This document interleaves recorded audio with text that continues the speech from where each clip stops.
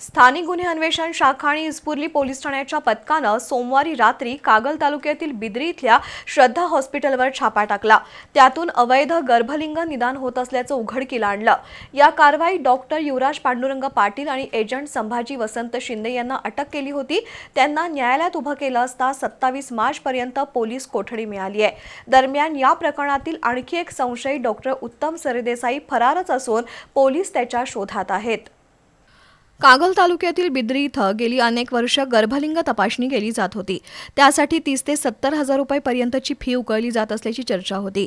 आलिशान वाहनातून रोज जागा बदलून अज्ञात स्थळी गर्भलिंग तपासणी करून स्त्रीभ्रूण हत्या होत असल्याची चर्चा परिसरात सुरू आहे। दरम्यान स्थानिक गुन्हे अन्वेषण शाखा आणि इस्पुर्ली पोलीस ठाण्याच्या पथकानं सोमवारी रात्री श्रद्धा हॉस्पिटलवर धाड टाकली। त्यातून गर्भलिंग तपासणी होत असल्याचं उघड झालं। पोलिसांनी एजंट संभाजी शिंदे, डॉक्टर युवराज पाटील यांना अटक केली।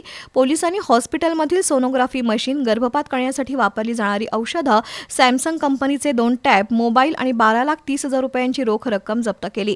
पोलिसांनी एजंट संभाजी शिंदे, डॉक्टर युवराज पाटील यांना अटक करून न्यायालयात उभं केलं असता न्यायालयानं त्यांना 27 मार्च पर्यंत पोलीस कोठडी दिली आहे। तर यातील संशयित डॉक्टर उत्तम कुमार बळवंत सरदेसाई अजूनही फरार आहे। डॉक्टर युवराज पाटील याची पदवी यापूर्वीच रद्द झाली आहे।